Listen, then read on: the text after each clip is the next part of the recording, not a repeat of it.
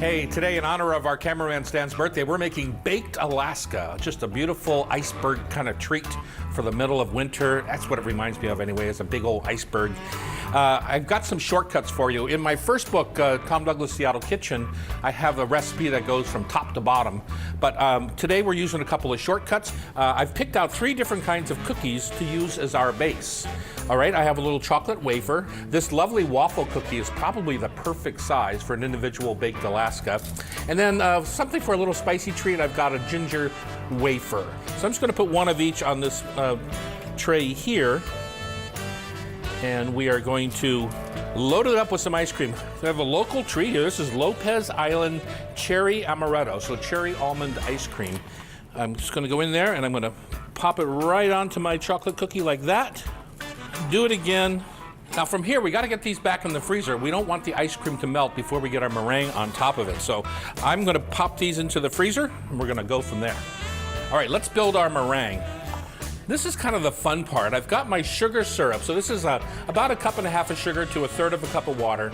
I started whipping my egg whites already to the point where I could add my cream of tartar, which helps the cell structure and stiffens up your meringue.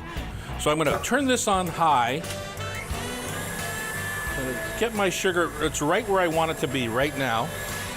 And I am going to slowly just kind of pour my hot sugar into my now more stiff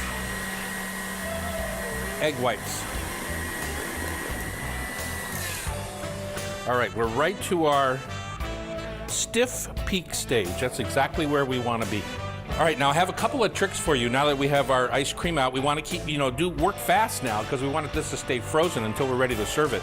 So in my kitchens, I always keep pastry bags. I just fold over the side and I take and scoop in my beautiful meringue. You know what works as a little trick here? If you have a Ziploc bag and you cut the bottom corner off the Ziploc bag, you can use that as a pastry bag. And now we're just going to go around all the way. We're gonna build up and you get to a peak.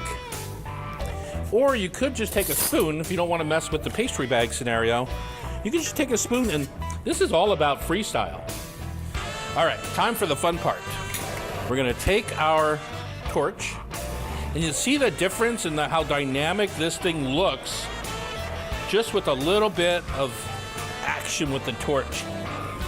And this, my friends, is a homemade version of a restaurant classic.